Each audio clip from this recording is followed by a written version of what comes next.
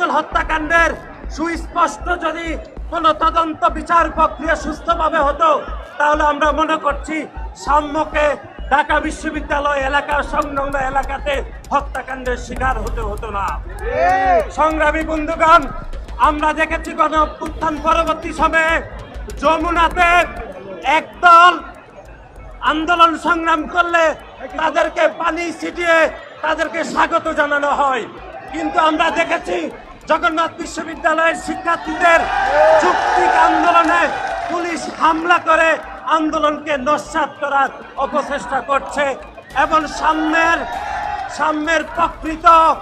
হত্যাকারীদেরকে এখনো পর্যন্ত গ্রেপ্তার করার কোনো নমুনা আমরা এখনো পর্যন্ত দেখছি না। সুতরাং বাংলাদেশ জাতীয়তাবাদী ছাত্র দল ঘোষণা করছে যে খুব দ্রুত সময়ের মধ্যে যদি সাম্যের হত্যাকারীদেরকে প্রকৃত হত্যাকারীদেরকে যদি গ্রেপ্তার না করা হয়, তাহলে বাংলাদেশের প্রতিটি শিক্ষাঙ্গনে বাংলাদেশ জাতীয়তাবাদী ছাত্র দল অবস্থান গ্রহণ করবে এবং প্রতিটি শিক্ষাঙ্গনে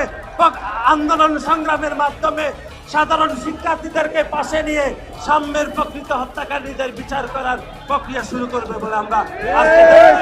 এখানে